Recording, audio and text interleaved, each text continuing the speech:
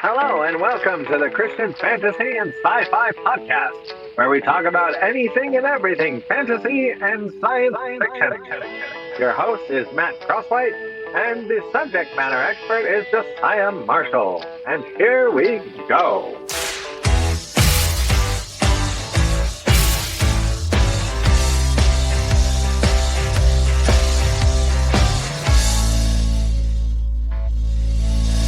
Hey, everybody, welcome to another episode of Christian Fantasy and Sci-Fi Podcast.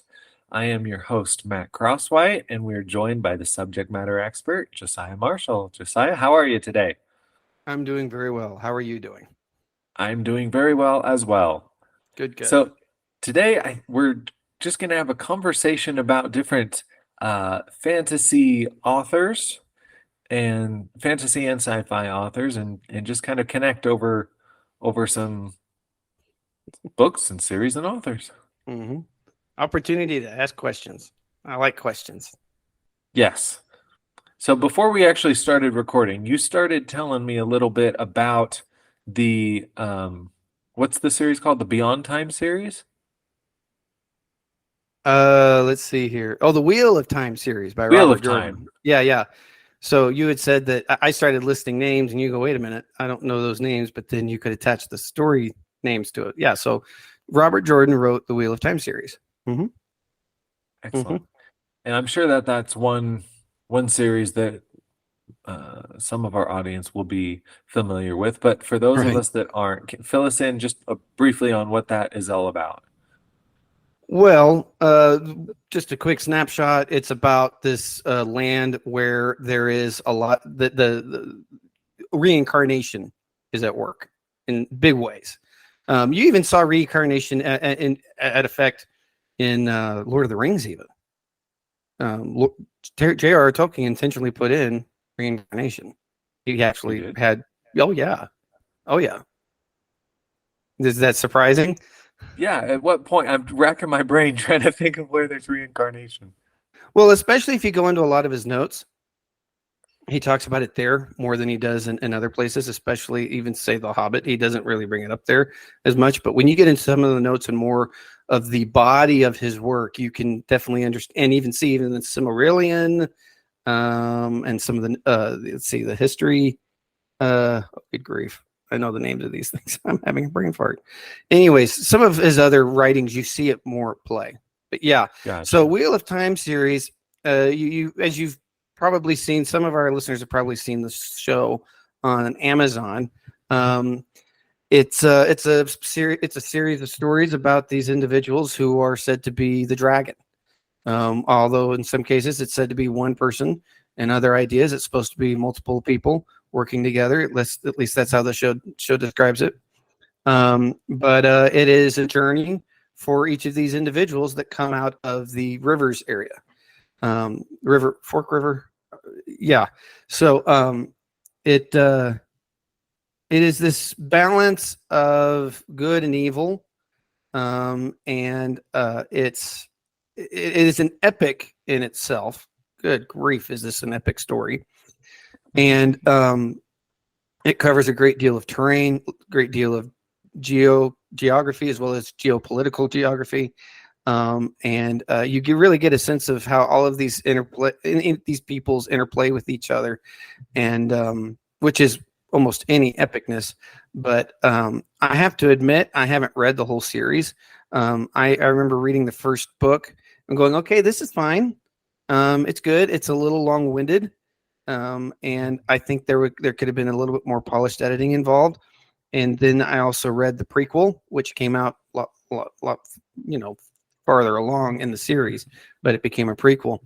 But Robert Jordan wrote it. The series was not finished by him. He unfortunately passed away, but a gentleman who has become very well respected within the fantasy community took on the rest of the series, and he has since gone on to write some of his own stuff, and his name is Brandon Sanderson. Okay. And so, yeah, I've actually met Brandon, nice guy, really quiet, very easy to get along with. We chatted about story a little bit. He is a professor at Brigham Young University in Provo, Utah. And he's just, oh man, that guy can talk story all day long. I bet. Yep. I bet. Now, But before we jumped on, you'd mentioned some other author names. What were those again? well, yeah, we were talking about how there's a lot of Asiatic philosophy involved in the Wheel of Time series, and you've got that element of reincarnation, and so there are other stories that do that. There's a really good blend. There's a blend of Chinese and English in the stories of Serenity and Firefly by Joss Whedon. He a lot like BBC producers would come up with a story instead of it being in novel form. It was for BBC. It was a radio form, and then they turned it into a book. That's how Neverwhere came about by Neil Gaiman. Interesting. Which is another great book and a great story in itself, because that was originally a radio drama, and it eventually became a book, became a graphic novel, and so that's how we have that story. Some of these, it's amazing to see how some of these stories come about, because with Joss Whedon, this was a very visual picture for him when he's seeing Firefly. It was not a story, it was a TV series, and unfortunately, it was originally on Sci-Fi Channel, and then they dumped it after the first season. Well, it got its own cult following, and there was even an attempt at one point to bring it back, but Joss said, well, I'm not going to be able to bring it back, so I'm just going to go make a movie to basically answer some of the questions that were a part of the series. And he did a phenomenal job. But when you get into it, you see that he's done a few things. One, he's creating his own cuss language. So since he can't say certain words on television, he creates his own. It's inventive in and itself. He has, not to spoil too much, he has his own versions of what we could be considered zombies, but they're space zombies in a way. And the culture of his worlds. Now, it's set in a solar system, right? So it's a solar system, and there's a primary planet, and then everything beyond that planet is frontier. Okay. Which I use that word because a lot of the story is built on a Western style. You have horses, you have these outposts, you have these pilgrims, you have people just breaking out and going farther out and just, putting up settlements and claiming more of the land. So it has a Western appeal to it, and it has even some Western music in as well. And you get this idea that the captain of the ship is a bit of a cowboy. He carries a gun on his hip. Granted, he's a veteran. He was a soldier. Now he's no longer a soldier, but he's just going around with his posse, and he's basic. You kind of could call him a gang. He does do holdups, but you can also see that he's got a certain tension within him, that he's a good guy as well as doing things that are out of bounds of the law. You could call him a Robin Hood, but then you can't call him a Robin Hood sort of thing. So just to bring that back, Joss Whedon does some similar things that Robert Jordan did, in the sense of bringing two different cultures together and seeing what can come out of bringing those together. And in my opinion, both did a pretty darn good job, although I have heard it said by many Robert Jordan fans that books that Brandon Sanderson wrote were the best of the entire series of The Wheel of Time. Wow. Mm-hmm. What a high compliment for somebody that had to jump in and pick up where somebody else left off. Oh, I couldn't agree more. But he did a pretty darn good job. I haven't personally read the books myself, but the friends I've had a chance to talk with, they've raved about them. They think they're fantastic. Very cool. Absolutely fantastic. And I've heard mixed reviews about the TV show. And I think that the TV show ends up, each time you do a story, you need an engine to be able to drive it, especially when you're doing a visual story, which is why Voyage of the Dawn Treader, the new one, was modified from the book, which upset a lot of people. And don't get me wrong, it even upset me to a degree.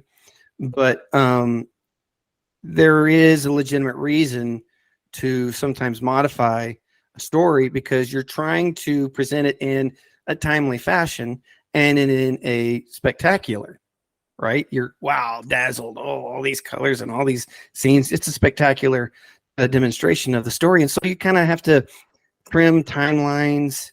You've got to maybe combine some characters, which in and of itself ends up becoming quite fascinating because you're almost creating something new, but really you're creating a new picture of the original art, which is why there's the term fan art. Yes, absolutely. Mm-hmm. Or fan fiction for that matter. Okay. Have you heard of fan fiction? I have. Fun fact, my wife used to write some fan fiction. Oh, you really? Yes. May I ask what she wrote about? I might already be in trouble for just even mentioning that much. So I'm going to go ahead and stop there. We'll save you. Yeah, come on back. But one example of even just some pop culture fan fiction. If anyone has ever seen the TV show Big Bang Theory, Amy, Sheldon Cooper's love interest, writes fan fiction of Little House on the Prairie. And there's even an episode where one of her stories gets read about how there's this time traveler who comes back and I'll leave it there. It's a love interest story. It's a romance. Of course it is. But yeah, I even recently found a fan fiction of the Queen of Narnia. Really? Yeah. I haven't been able to look at it more closely, but it's not very common that you find something that's a fan fiction of Narnia. But I look forward to jumping into it. There is one other one. Sorry, I'm coming in a little unprepared in the sense that these are just things that I'm having to pull off the top of my head. But yeah, there is some very little, but there is some fan fiction of Narnia out there. Very cool. So very cool.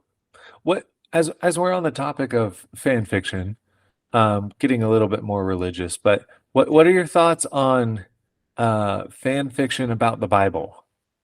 I'm specifically thinking of like Brendan McPherson. Yeah. Are you familiar with that name? I know of that name, yes. There's also Tone, T-O-T, I think that's how they say their name, T-H-O-E-N-E. I believe it's a husband and wife duo. They've been writing stuff for years.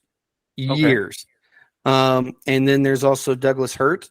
He wrote the Cradleland series, or Chronicles rather, Cradleland Chronicles.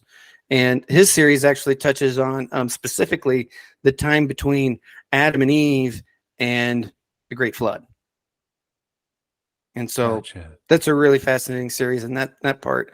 And then, of course, you have some cinematic stuff. One of Noah that you've recently suggested to me by Russell Crowe in it. And then you've also got, let's see, there was some, and those are more biblical depictions, but at the same time, it can be argued that some of those portrayals, say even the Prince of Egypt, the cartoon from long ago, can be considered fan fiction because they're putting some things in that were not in the original story. Right. Some things that might be plausible and one of the things I like about Brandon McPherson's book is at the end of each one, there's not an epilogue, like an appendix almost, where he goes through the scripture passages and why he chose to make the characters do or chose to make the antediluvian world the way he did because of certain parts of the passage. And so he goes into conversation about why he made the decisions he did. And that's kind of fun in a different level of nerdy sort of way. I understand.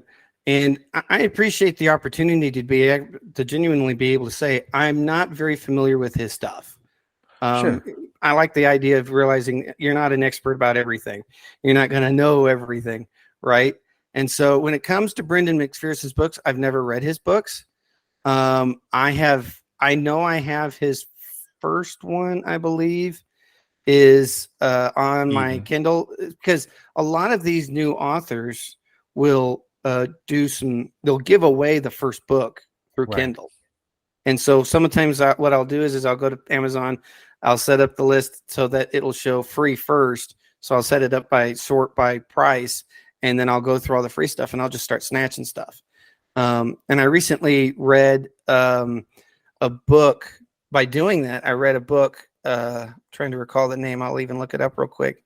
But this lady took on the idea of taking elements of scripture and putting it into real everyday life. And it was called The Staff of Moses by Summer Lee. And so she's thinking, well, what if somebody could still access the Staff of Moses? And so her, along with Robert, good grief, Robert Lisbon. I don't want to butcher his last name. He wrote a book called The 13th Tribe. Okay. And so we've got these stories where, say, the mummy, there's been this group of people that have protected the site for thousands of years. You've got the same thing in the Last Crusade of Indiana Jones. Right. We've protected this for 1,000 years, and he's pulling, he's opening his shirt and he's showing that tattoo. So there, with Robert, he even did this idea. Well, there's a 13th tribe of Israel, and they've become trained assassins, basically. So when you take scripture like that, and you're using it in a way that is fictional or fantasy based, or even science fiction based, because Douglas Hurt even went into a little bit of science fiction on his series. It wasn't truly what would be labeled a fantasy, because he even had society having high rails, those fast trains, Yep. the transmuter trains. He had high rails, he had spaceships, he had some of the Nephilim going back and forth between Earth and the Red Planet. And so it was really quite fascinating. So what are you being presented with? Is it manipulating scripture? Is it putting something in scripture that shouldn't belong there? Well, for one, in any of these names, I don't believe that they're honestly trying to manipulate scripture. Just even taking a quick glance at Brendan McPherson's webpage, he has two phrases: think biblically and feel deeply. I can understand what he means by that, because that could even be said of the other authors. Sure. How I remember when I had my bookstore, I had a lot of parents come to me and say, I'm trying to get my kid interested in the Bible, but he's just not interested. These are, as we've sometimes called it, the lullaby effect, as you've called it, especially you've called it the lullaby effect. And so you've heard these stories over and over again that you realize, okay, they're a little boring to me. So then you have these authors that go, wait a minute, I just saw something different. I want to show what I've seen. Yes. Is that wrong? No, I don't think it's wrong. No, There are people who say it is. They would be called purists in some way.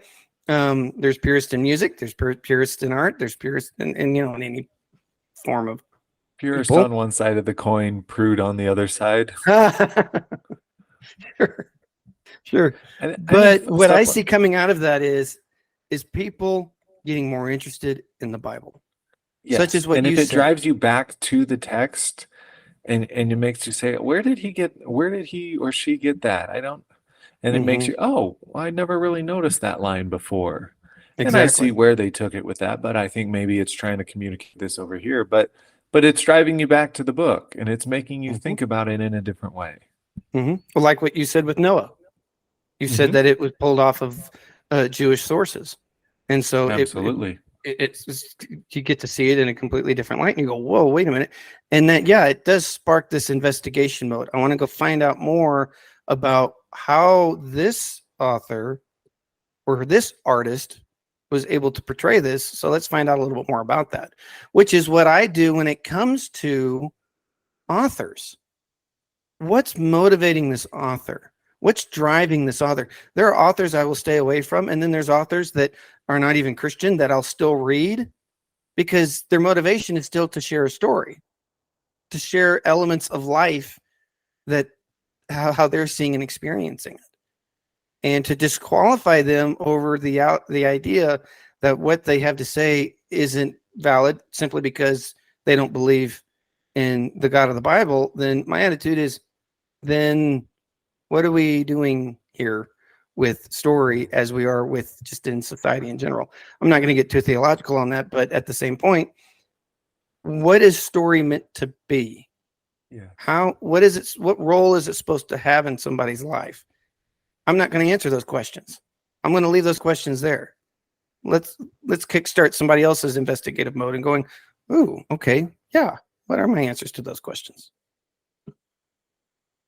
But this is the kind of conversation that can generate some of these questions. Well, what do I think about fan fiction?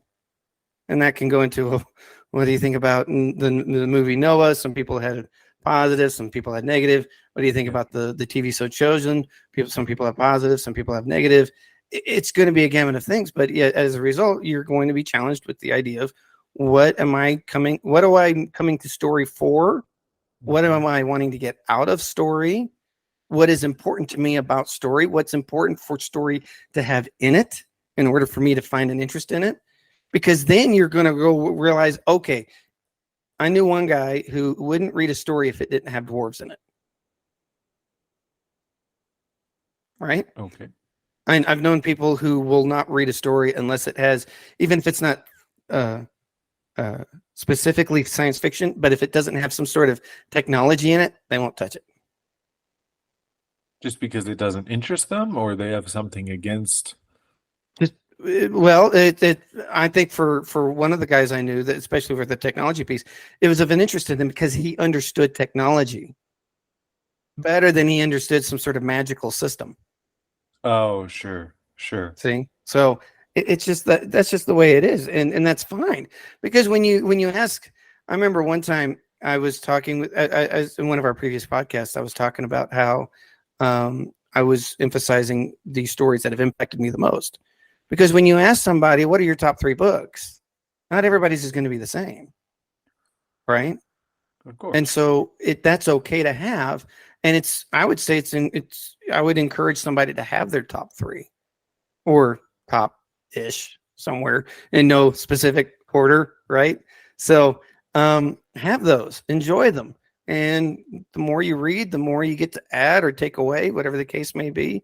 But everybody's going to be different in this, and everybody's going to have a different opinion. That's why I call fantasy and science fiction an art gallery. Everybody's going to be a critic. Everybody's going to have their own eye and their own thoughts on a matter. And there are going to be people who have said, I remember one person said to me, I will never read the Chronicles of Narnia, ever. Well, okay, that's fine. May I ask why? Yeah, because magic and the gospel should never be put together. I said, magic, really? They said, and then they clarified, they said specifically witchcraft. How dare they put a witch into a story about a story about Jesus? Okay, that's fine. And then there have been people who look at me and go, why do you read non-Christian authors? Why? Because everyone has a God-given imagination. And what that imagination can display life in ways that I can still connect with life. Truth is still truth. God still owns truth. He still owns it. And so if I get even just a bit of a treasure of truth out of something, I find it worth it. But at the same time, I just enjoy. I'm the gallery visitor. I just like walking around and seeing what's out there. I just do. I like I really cover like that art. analogy, because it makes me think of when I went to some of the Smithsonian's in Washington D.C.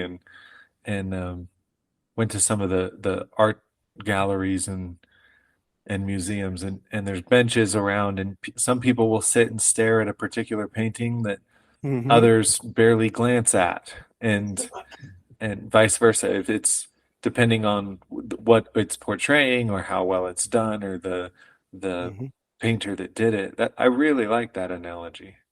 I do too. And I've seen these movies, but I've even seen the people in the art gallery. They'll be sitting there for hours. Some of them with sketchbooks, and they'll be sketching out just a little piece. That's fan fiction right there. That's fan fiction. That's the art form of fan fiction. And when you talk to artists, when I've talked to authors, they want to connect. They just want to connect with somebody who enjoys the story, or more so enjoys the type of story that's being said. And the same thing can be said for artists. I know some artists that are incredible, and one of the things that really motivates them is just being able to connect with somebody over their art.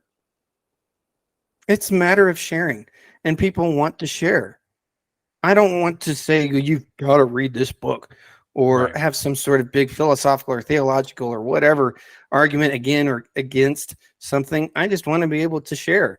And which is why, for me, as I've mentioned before, there are people I've met who are believers who are stunned when they meet me going, wait a minute, you like fantasy? Yeah. You read Raymond Feist? You've read Danny Wirtz and a list of other names? And I go, yeah. You're the first Christian I've ever met who's done that and who's willing to say I enjoy fantasy too. It's okay. Yeah, it's okay. It is okay to enjoy this. I remember that my buddy Dennis. Oh man, when I said that, just the change that came over them. Anytime we would see each other, he goes, "Have you read this book?" And I'd say either yes or no, and then we just start talking about it. There's nothing inherently wrong with this stuff. Right. If there was, then we'd all be living in communes. And I think we'd be doing what M. Night Shyamalan did in, what was that called? The Village? Yeah, The Village. Did you see that? I love that movie. Yeah, we'd be doing that. So we're not, God did not create us to live under a rock. He created us to be in fellowship and community with others. And this is one way people get to connect with each other. And that's over story. Excellent. Excellent. I think perhaps with that, we'll call it an episode. So until next time, we bid you happy listening, happy watching, happy reading, and we'll see you in the next episode.